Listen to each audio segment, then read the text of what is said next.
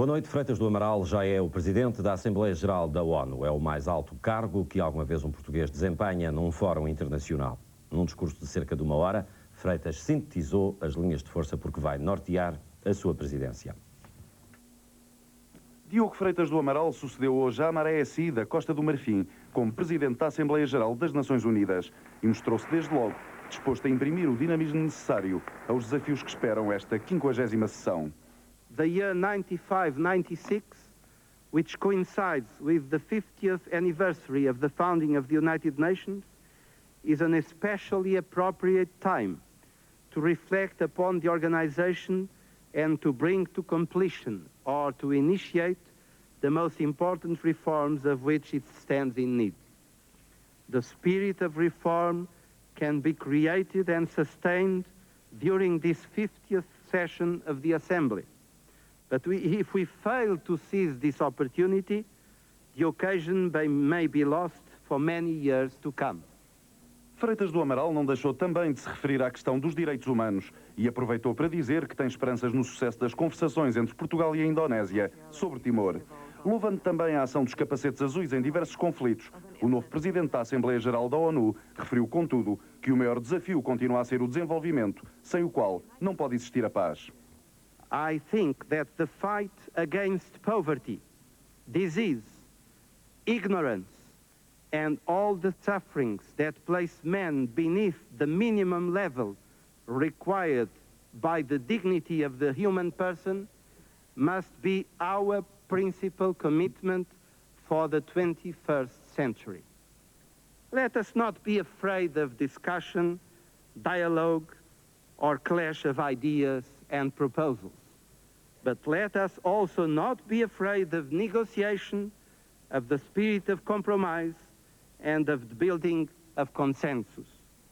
We, who call ourselves the United Nations, to ensure through our united efforts that next year, at the close of the 50th session of the General Assembly that is beginning now, the world will be a somewhat better place than it is today.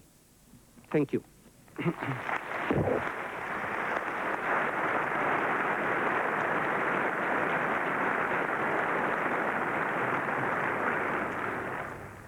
Freitas do Amaral junta assim o seu nome aos de Afonso Costa e Augusto Vasconcelos, que na Primeira República presidiram a Assembleia da extinta Sociedade das Nações. Dom Rogério, boa noite. Foram precisos quase 60 anos, ou perto disso, para que Portugal seja de algum modo reconhecido o seu papel no mundo. Bom, assim, embora ao leme de uma coisa que para muitos é uma espécie de uma grande utopia. Nos anos 50, um grupo de juristas americanos planeou fazer uma espécie de constituição para o mundo, em que havia um governo, que acabou por ser o Conselho de Segurança da ONU, uma Assembleia Legislativa, que era esta Assembleia Geral, e um Tribunal Internacional, o Tribunal Internacional de Justiça. É evidente que este governo para todo o mundo tem funcionado relativamente mal. Os países não se entendem, as maiorias que se formam na Assembleia Geral são maiorias que muitas vezes têm votos superiores ao seu real poder e, por outro lado, no Conselho de Segurança tem havido mecanismos de bloqueio. Portanto, Portugal vê reconhecido o seu papel no mundo. Não deixa de ser um lugar de prestígio internacional. É mais um lugar de, esse é o ponto, é mais um lugar de prestígio do que um lugar de importância, porque, como nós sabemos, as funções do Presidente da Assembleia Geral são praticamente nulas, assim como as funções da Assembleia Geral são relativamente limitadas. Isso é verdade, mas o professor Freitas do Amaral parece disposto a algum protagonismo, ou não te parece? O professor Freitas do Amaral, quando se candidatou às eleições em Portugal, disse que um grande poder que ele iria exercer era o poder de mensagem, que não é um poder, enfim, que possa alterar nada do mundo, mas que é, no fundo, o poder que ele aqui também está a exercer, o poder de mensagem. Ele, no fundo, fez um discurso bastante grande em que explicou o que pensava sobre o mundo, a vida e, provavelmente, o que está para além da vida, mas, enfim, não parece que esse tenha uma eficácia jurídica imediata. Agora, é evidente que o seu prestígio e o seu peso político podem colocar Portugal e talvez até as Nações Unidas numa imagem melhor do que a que têm tido até agora. Por fim, eu devo dizer também que o professor Freitas do Amaral, quanto a mim, mostrou alguma coragem política ao abordar o tema de Timor nesta Assembleia. Achei isso bastante importante. É possível que Portugal tenha aí, não só aí, possa aí recolher dividendos? Não sei, repare-se, o anterior Presidente da Assembleia Geral era praticamente desconhecido até agora, a gente ficou a saber que era um ilustre cidadão de um país africano também pouco conhecido. Não sei se o professor Freitas do Amaral passará para a história como realmente o primeiro português que presidiu esta Assembleia Geral. Ainda é muito cedo para dizer. Por outro lado, temos que entender que o professor Freitas do Amaral vai ocupar este cargo durante a sessão, portanto, durante um ano.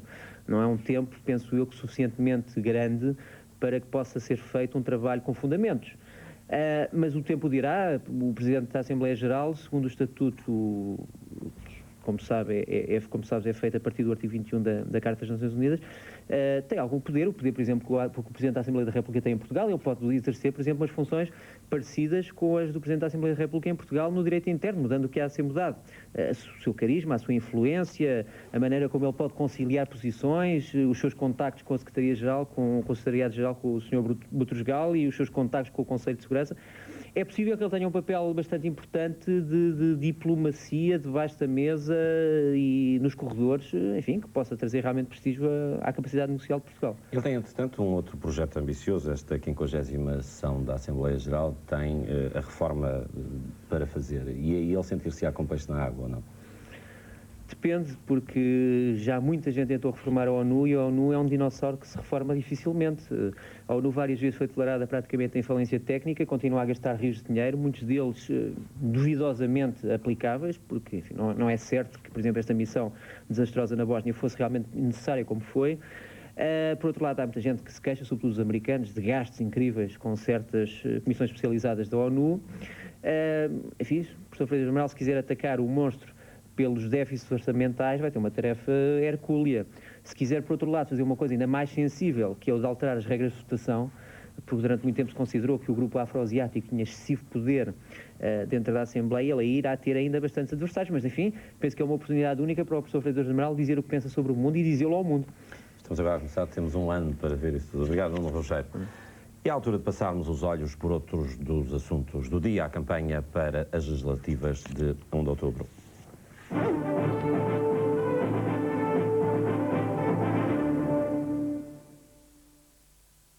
Por detrás, os montes, andou Fernando Nogueira. Sabrosa, Alijó, Mursa, Mirandela, Macedo Cavaleiros e, finalmente, Bragança receberam o líder do PST. E foi aqui, num comício esta noite, que Nogueira acusou Guterres de fazer política de faz de conta. Mirandela, a maior recepção até agora conseguida pelo PSD. Esta gente não sabe trair, sabe? E a prova é que eu fiz o apelo à gente de Mirandela num dia com chuva, num dia de trabalho, com gente só da terra. Eu só vi a animação que é que vê.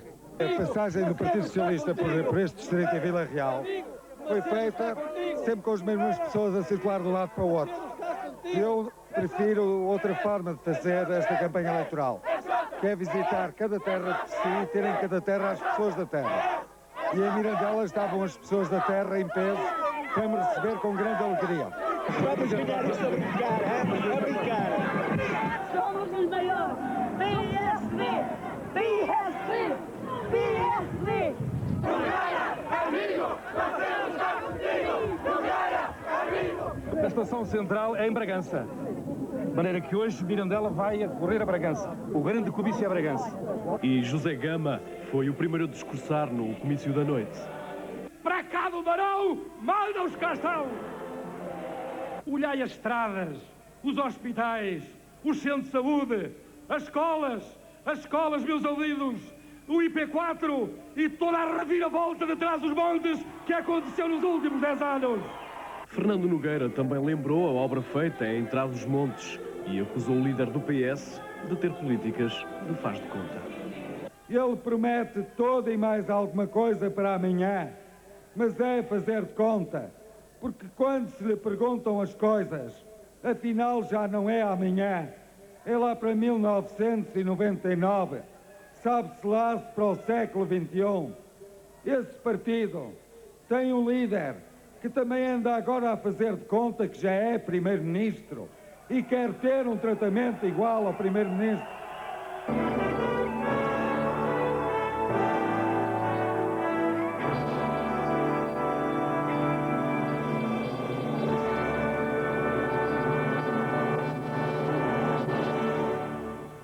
No Baixo Alentejo esteve o líder socialista. António Guterres defendeu em Beja essencialmente duas coisas. O Alqueva tem de ser rapidamente feito e o rendimento mínimo garantido também.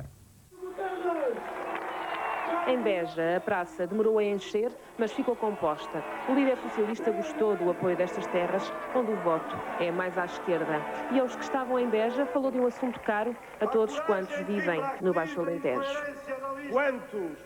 Quantos dos que aqui estão presentes irão beneficiar de uma barragem da Alqueva e de um regadio da Alqueva concluídos daqui a 30 anos, como quer o governo do PSD? Sempre o projeto do Alqueva, nas palavras do líder socialista. Antes, quando passeou por Ferreira do Alentejo, Guterres deve ter-se inspirado numa canção que ouviu durante o jantar.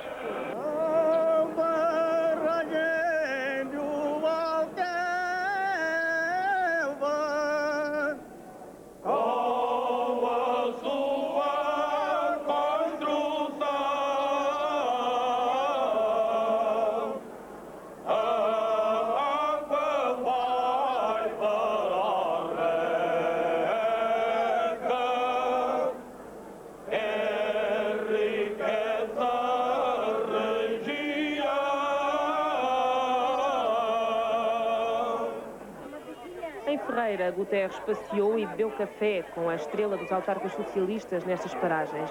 António Saleiro, presidente da Câmara de Almodóvar, não se separou do líder. Guterres, em mais um comício improvisado, falou do rendimento mínimo garantido, o projeto mais atacado pelos sociais-democratas. Pode haver fraudes na distribuição à agricultura, fraudes no Fundo Social Europeu, fraudes na distribuição de dinheiros públicos para tudo. Só há uma coisa em que não se admite que possa haver fraudes. É para ajudar os mais pobres, para ajudar aqueles que vivem na mais completa miséria. A visita do candidato socialista ao Alentejo Profundo. Carlos Carvalhas andou pelo litoral oeste, visitou uma adega cooperativa, onde criticou a política agrícola do governo. Já esta noite esteve em Torres Vedras. Comício em Torres Vedras, o ponto final na campanha de Carlos Carvalhas pelo litoral oeste do país.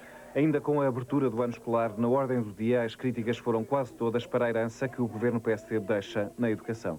É que a senhora ministra ontem, com todo o descaramento, numa entrevista, disse que estava contra o acesso, contra a maneira como se chegava ao ensino superior, como se ela não fosse ministra, como se não estivesse no governo, como se nada tivesse a ver com a educação.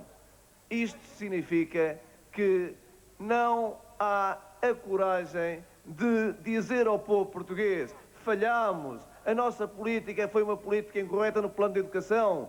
Antes, pelo final da tarde, Carvalhas visitou a adega cooperativa de Arruda dos Vinhos e passou pelo Sobral do Monte Agraço. Em terra de viticultores, o retomar das farpas ao governo pelo estado em que se encontra a produção nacional. Nós pensamos que é portanto, apoios à produção, portanto, quer em relação aos preços, quer em relação aos fatores de produção, quer em relação ao crédito. É preciso uma nova política, defesa da produção nacional. E, portanto, temos uma vigilância muito grande à importação de vinho.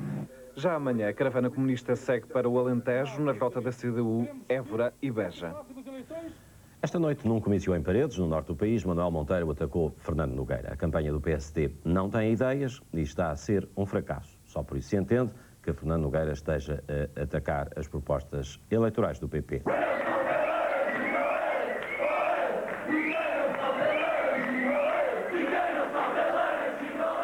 O pronúncio do que vinha a seguir, o maior ataque aos laranjinhas e ao seu líder.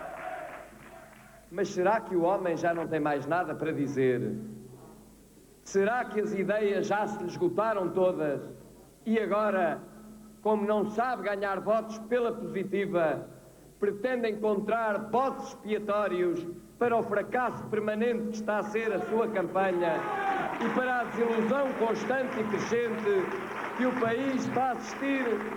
De resto, segundo Monteiro, igual ao PSD, só mesmo o PS.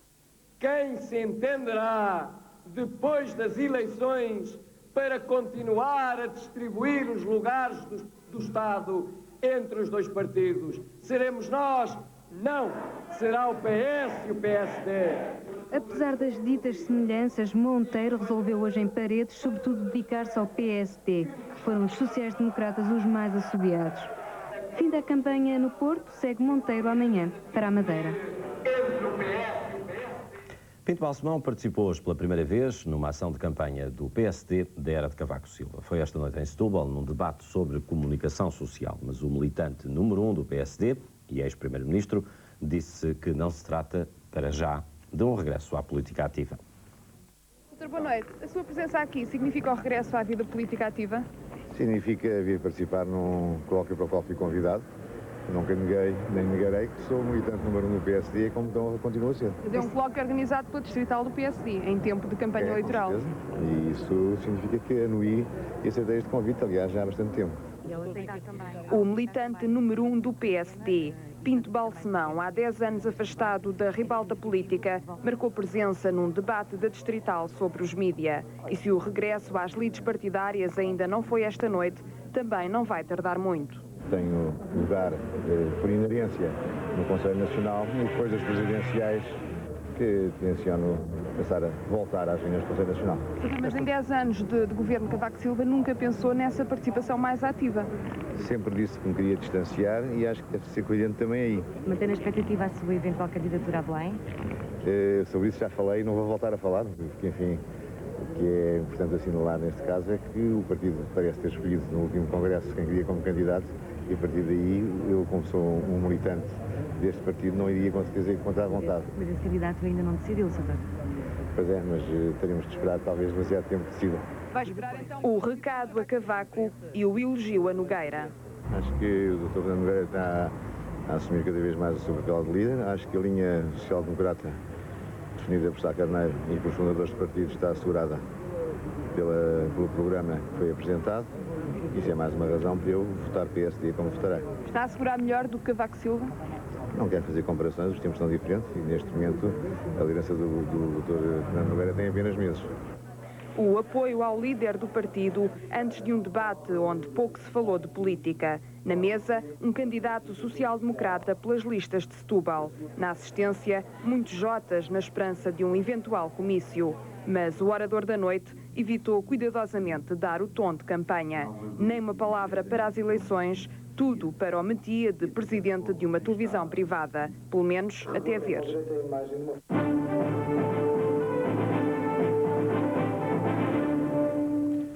A Croácia suspendeu a ofensiva militar no nordeste da Bósnia, um anúncio depois do encontro com o enviado especial norte-americano Richard Holbrooke. A ofensiva estava a colocar em risco a cruzada do Washington para encontrar finalmente a paz.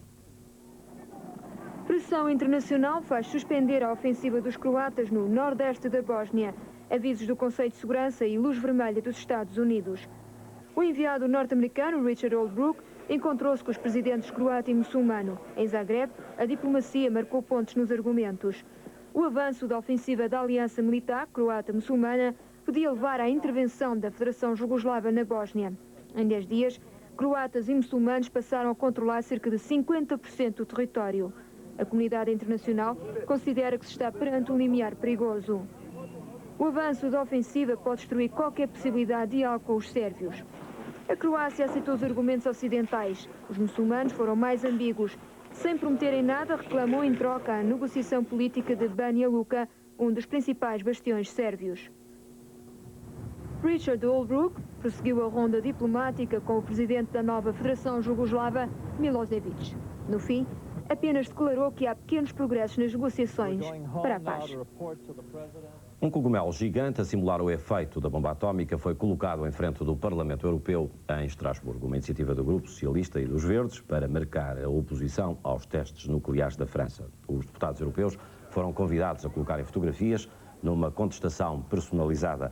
Uma manifestação onde se juntaram as delegações dos países do Pacífico Sul, com danças e cânticos. Amanhã o Parlamento Europeu discute a possibilidade de forçar um adiamento dos testes até existir uma certeza quanto à segurança e proteção do ambiente. Era portuguesa a mulher assassinada no último domingo no Central Park, em Nova Iorque. Um crime descrito como bárbaro e que levou a polícia a oferecer uma recompensa a quem fornecer boas pistas. Trata-se de Maria Monteiro, a viver em Manhattan desde a adolescência. Fazia jogging no Central Park e apareceu com o crânio esmagado. A identificação só foi possível através dos anéis que usava. Em tragédia acabou também a aventura de um navegador solitário na regata Mini Transat. O velejador desapareceu há 5 dias no mar e o seu iate foi encontrado à deriva na costa norte da Ilha da Madeira. Do francês Olivier Tavinet, desapareceu sem deixar rastro e o mais certo é nunca saber o que se passou a bordo. O veleiro foi encontrado à deriva, perto da Madeira. Dado o alerta, o Comando Naval desta região desde logo iniciou buscas no sentido de detectar o navegador solitário, mas sem quaisquer resultados. O veleiro que foi rebocado até ao Funchal está intacto, uma vez que tinha sido acionado o piloto automático. De Olivier Tavinet, nenhum vestígio. Analisado o diário de bordo, chegou-se à conclusão que o desaparecimento do navegador francês deverá ter ocorrido na noite de 14 para 15 deste mês, 150 milhas ao largo de Viana do Castelo. Aquele navegador participava na regata Mini Transat para solitários em iates de 6,50 metros, tendo a maioria dos concorrentes já chegado ao Funchal. Um responsável do comitê da regata reafirmou o óbvio. Deve ter sido um movimento brusco do iate que lançou borda fora o navegador francês. No entanto, acrescenta que na altura o mar estava calmo na zona onde terá ocorrido o acidente e a velocidade do veleiro era reduzida entre os 5 a 6 nós. Sobre o que se passou de facto, o mais certo é que nunca se venha a saber. Cerca de 1/3 dos trabalhadores da ABB, uma empresa metalomecânica pesada de Setúbal, vai ser despedido até ao final deste ano. A maioria destes trabalhadores são da Comissão de Trabalhadores ou dirigentes sindicais. A administração nega que a causa dos despedimentos seja de origem política.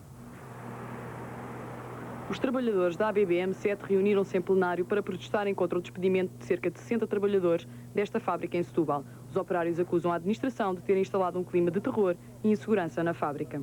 A política da ABB é a perseguição de tudo o que possa fazer frente. Isto é, sindicato, comissões de trabalhadores, eles tentam acabar com esses ditos a representação dos trabalhadores.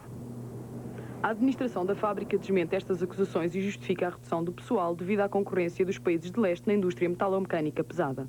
Eu penso que isso não tem razão de ser, até porque até agora saiu apenas um elemento da Comissão de Trabalhadores e foi por pedido expresso do mesmo. Portanto, a empresa limitou-se, portanto, a negociar correspondendo às intenções manifestadas pelo próprio. Desde há 4 anos que a ABB é praticamente monopolista da indústria metalomecânica em Portugal. Este setor, que já chegou a empregar mais de 13.000 trabalhadores, emprega hoje apenas 1.800. Despedimentos que vêm contrariar as tendências dos últimos números do desemprego em Portugal. Segundo o Instituto de Emprego e Formação Profissional, o desemprego baixou entre julho e agosto deste ano, mas aumentou em comparação com o ano passado. No final de agosto, eram mais de 420.000 os desempregados inscritos, o que representa menos 0,1% do que em julho. Em comparação com agosto de 94, houve um aumento do número de desempregados da ordem dos 9,6%. O desemprego de longa duração foi o que teve um aumento mais significativo de há um ano para cá. Quem também é largamente afetado pelo desemprego são os jovens com menos de 25 anos. Preocupado com a segurança, Cavaco Silva defendeu hoje a existência das superesquadras para, assim, existirem mais polícias nas ruas. É um dos temas para a síntese deste 24 horas. Cavaco Silva em defesa das superesquadras. O primeiro-ministro visitou a esquadra da Praça da Alegria em Lisboa, que passará brevemente a posto de atendimento. Logo depois, as novas instalações da 3ª Divisão em Benfica. Depois de comparar os dois sistemas, a conclusão: concentrar forças contribui para uma eficácia acrescida e para uma maior segurança dos cidadãos. Mantém-se o impasse na questão do despejo do Cineteatro Valformoso do Porto. A Igreja Universal do Reino de Deus recorreu ao Tribunal Administrativo e conseguiu uma providência cautelar para continuar as celebrações religiosas até que o caso seja definitivamente encerrado pelo Tribunal. Ainda assim, a autarquia diz acreditar na justiça e no pressuposto de que este espaço estará vocacionado para a promoção de espetáculos e não para o culto religioso. A Associação Nacional de Farmácias aproveita a campanha eleitoral para propor aos partidos a redução das despesas com medicamentos em 20 milhões de contos já no próximo ano. Para isso, bastaria apenas criar um formulário do Serviço Nacional de Saúde e avançar com a prescrição de genéricos. O Ministro da Saúde reagiu em comunicado a estas propostas, diz Paulo Mendo que esta iniciativa é uma aproximação às suas próprias propostas que espera mereçam cada vez maior consenso.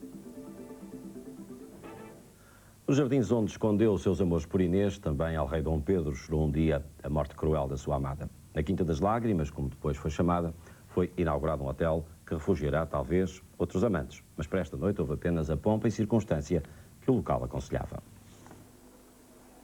Já no século XVIII, gente muito importante circulava nestas escadas de acesso a um imponente palácio. O ambiente mantém-se 2 séculos depois, mais que não seja nesta noite de inauguração do Hotel Quinta das Lágrimas. Após vários meses de obras, o imponente, mas degradado palácio foi restaurado e transformado numa moderna unidade hoteleira de 4 estrelas. De todo o país, veio então gente importante a esta cerimónia, onde o convidado de honra foi o Presidente da República. Mário Soares, deslumbrado com esta recuperação, mas sem desviar o seu pensamento da campanha eleitoral. São estas coisas de grande qualidade e que não há noutros sítios que valorizam o turismo português. Vai passar aqui muita noite? Isso não sei, mas enfim, e esta noite é que infelizmente não, porque tenho que regressar a Lisboa, tenho muito que fazer amanhã. Está atento à campanha eleitoral dos partidos? Realmente, com certeza, mas não me pronuncio. Os políticos na estrada à conquista de Portugal, Mário Soares num espaço mítico recordando alguma da história do país. Após o ato de inauguração deste hotel, que conserva os traços arquitetónicos do século XVIII, outra cerimónia aguardada. Um jantar de gala oferecido pela família Júdice, que é também a proprietária da quinta e da unidade hoteleira. O local escolhido foi precisamente o palco do trágico e proibido amor entre Dom Pedro e Inês de Castro, entre a fonte das lágrimas e a fonte dos amores. Às voltas com novas aventuras anda Mísia, uma fadista que nasceu no Porto, viveu na Catalunha e gosta de Piaf. Nada disso a impede de cantar ao som da velha guitarra portuguesa e de ir buscar a nomes de outras andanças a inspiração. Tudo isto posto em disco deu tanto menos, tanto mais. Mas talvez seja só modéstia.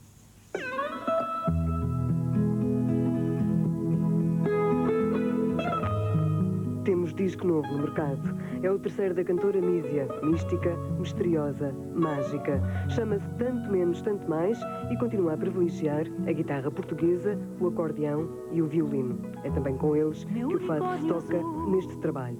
Quanto a novidades... Por um lado, são 5 temas de fado tradicional com palavras novas de autores contemporâneos, 5 inéditos e um tema que é uma adaptação do Unicórnio de Silvio Rodrigues. Palavras escritas por nomes que já andam há muito tempo nestas coisas da música. Se não veja-se Sérgio Godinho, Vitorino, Jorge Palma, Carlos T, João Monge. Do outro lado, do lado das outras poesias, estão Fernando Pessoa e António Lobo Antunes. E que lá está, falta o Unicórnio de Silvio Rodrigues, o tema que já se pode ver e ouvir no primeiro clipe em tons de azul. Ontem desapareceu, não sei se me deixou, nem sei se perdeu, mas eu não tenho mais que um unicórnio azul. Agora só falta dar mais um passo. O próximo passo é ouvirem e verem se gostam ou não. 100 mil ou 1 milhão eu pagarei, meu unicórnio azul ontem desapareceu.